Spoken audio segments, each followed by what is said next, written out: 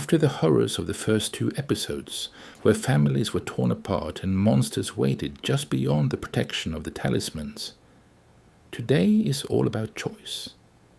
Where do you live? How do you survive? And what happens when the rules are broken? The tension is thick, the stakes are higher than ever, and one man must decide who lives and who dies. Let's dive in. The Matthews family, Jim, Tabitha, their teenage daughter Julie, and young son Ethan, are still shaken by the terror of the previous night. Tabitha is haunted by nightmares. She can't escape the images or the fear clawing at her mind. Jim tries to comfort her, but the entire family is on edge, fragile, exhausted, and overwhelmed. Now comes choosing day. In this town, every newcomer must choose where they'll live. There's the township, structured, family-oriented, and ruled by strict guidelines. Shared resources, clear expectations, protection behind talismans. And then there's Colony House. Run by Donna, Colony House is free-spirited and communal. It feels rebellious, full of parties, casual relationships, and far less structure. It's alive, but also dangerous in its own way. Jim and Tabitha want safety, normalcy, stability for their children, especially after everything they've been through. They choose the township, but the house they move into feels wrong from the start.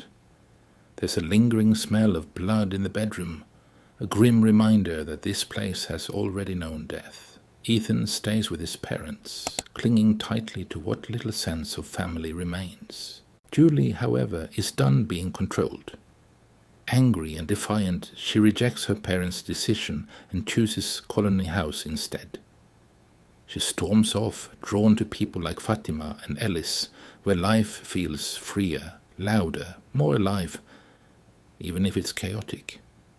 The split cuts deep. Tabitha is devastated. Jim is furious and powerless. This isn't just about where they live. It's about trust, rebellion, and survival, tearing a family apart from the inside. Meanwhile, Jade Herrera, the arrogant, wealthy software developer who arrived with the Matthews, is still in complete denial. He is sarcastic, hostile, and convinced this whole nightmare has to be some kind of twisted game. He lashes out, acting superior and obnoxious, refusing to accept reality. That's when Deputy Kenny steps in. Kenny, who has already lost so much, doesn't sugarcoat it. He tells Jade the truth, plain and brutal. This isn't a puzzle. This isn't a joke. People die here, every night. The words finally land. For the first time, Jade's confidence cracks. He begins to explore the town, searching for patterns, clues, anything that might explain the impossible or offer a way out. It's the first real shift in him, the beginning of acceptance. Frank is a long-time resident who made a devastating mistake. One night he failed to properly secure his home or broke a critical rule. Please, just... Maybe I can come in. And it cost his wife, Lauren, her life. The creatures got to her. Now, the town's justice system demands accountability. When someone endangers others, there's only one punishment. The box. The box is a metal cage placed outside after dark. Whoever is locked inside is left completely unprotected when the creatures come. It isn't just punishment, it's a death sentence.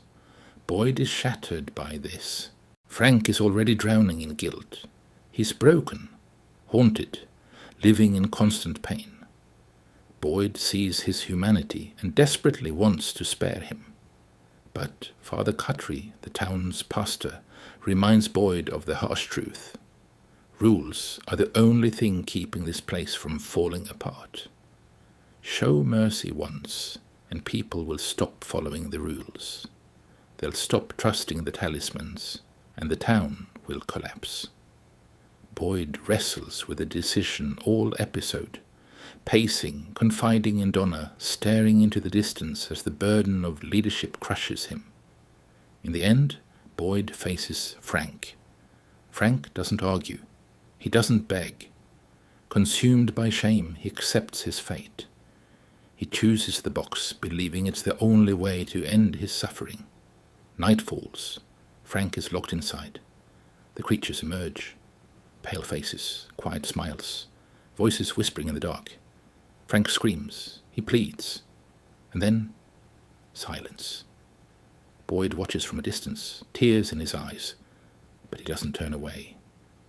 This is the cost of order. In a town where mercy can mean death for everyone. The episode ends on that devastating note.